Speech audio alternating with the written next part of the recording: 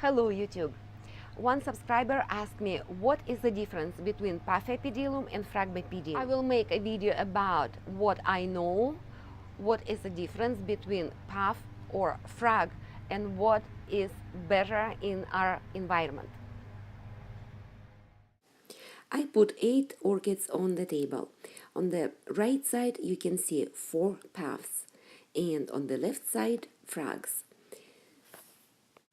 Both genera come from Cypripedium alliance. Paphs grow in Asia like China, Indonesia, Thailand, and Phragmipediums found in Central America and South America.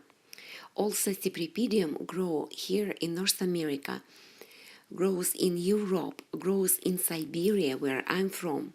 Very tough plants. I don't have a Cypripedium, I just grow paphs and phrags. Most paphs are warm growers, but phrags can tolerate lower temperatures. Nights with temperature down to 50 is fine for them, and they take the temperature up to 90 also well. If you compare their leaves, phrags' leaves might be narrow but might be wide like that, looking exactly the same like paphs. But paphs' leaves are thicker, and they can have molted leaves. Phrags never do. Phrags are multifloral when they are blooming, so they throw a spike and it gets 1, 2, 3 and more flowers. This sedenia is blooming on a 3rd flower already. Phrag Indian fire is about to open. 1, 2, 3 and 4th bloom are coming. Can't wait, maybe a few more days and I will see beautiful red bloom on this one. First time bloomer, multifloral. Compared to paphs, paphs can be unifloral, like this one. Delineatii is about to bloom soon. It's going to be a first time bloomer too. Or they might be sequential bloomers like this Glaucophyllum blooming 8 or 9 months, one flower after another, or paphs can be multifloral as well, especially big ones. About structure of the flower, they look similar, they have that pouch, but phrags flowers are softer texture, I think, nice on a touch. Paphs flowers are waxier. Glaucophyllum holds onto a flower for 1 month. There is another one coming on its way right after. Care for these two kinds of orchids are different. If phrags grow around ponds, rivers, in Mother Nature, so they need a lot of water. They like to have very wet medium. And paphs, they might be even epiphytes growing on trees, or they're in general terrestrial orchids. According to their nature habits, I keep Phragmipedium in a wet media all the time. Usually I keep pot in a saucer with the water like that. Their roots very sensitive to a good quality water, so when I get rainwater I definitely use it on my phrags and change it once a week. Paphiopedilums are different, so you do not soak their roots in the water. If I look at the bottom of that pot and I can see media is getting dry, when it's completely dry I will water it again maybe in a day or 2. About light for phrags. Phrags are very tolerant. They can grow in a very bright light, in the bright shade. They can grow even in shade as well. If they're growing in a bright light, I think it speeds up the growing process.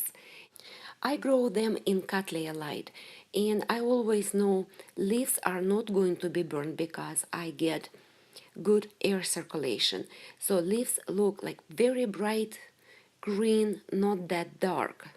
Plants are covered only from midday sun, getting morning and night, evening sun. Paphiopedilums are different. They need softer sun. I grow them on a phalaenopsis light level. Phrags are definitely get brighter spots. Here in Pennsylvania, I grow my sleeper orchids outside from May to September. Then rest of my orchids will go into greenhouse for winter, but paphs and phals, they will be inside my home because they don't need much humidity. 30-40% is enough for them to grow and thrive. Another difference between frags and puffs is speed of growing. This one, Indian Fire, I bought it 2 months ago, and look, there is 4 new growths in 2 months already, and see how big. There is a little one coming, but on top of it, from one fan, it's through a spike, and it's just growing so fast. In orchid time, that's a joy to watch. Paths don't grow that fast. It takes forever. I have so many small size of Paphiopedilums like this one. Yes, they grow, but slow. I still enjoy watching them to grow. Who knows when this plant will be ready to bloom in a couple of years, but this frag, one of Persei hybrids, it throws a new growth one after another. Looks like I need to add a little bit more of media because I notice they don't like for their roots to be exposed. They get dry.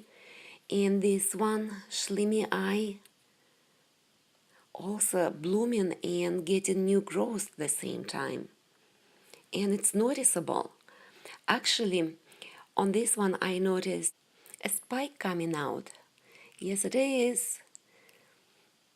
Persei, I fell in love when I saw one at the Wade's channel, Wade's Orchids. And in general, Phragmipedium, I fell in love after watching Ed's Orchids videos. He has gorgeous frags, but for years and years. I just added frags not long time ago, but growing paths for a couple years. That's a joy for me to grow different kind of sleeper orchids because I think the flowers are fascinating. So if you have any questions or leave me a comment, I will be happy to answer. Soon we'll see this one to open. I think it's white with dots. While I was filming, I got a group of deer to listen to my lecture. That's how they come on our backyard, and they don't afraid of us, but they do eat my fruit trees. So I have to fight them with my marigold plants, trying to put pots around my fruit trees because they don't like smell of marigold, and leave my apple tree and pear tree alone, but not always. They're so cute. Look at their white tails waving bye-bye. That's all I know about puffs and frags. I hope it was useful. Thank you very much. See you until next time. Happy growing!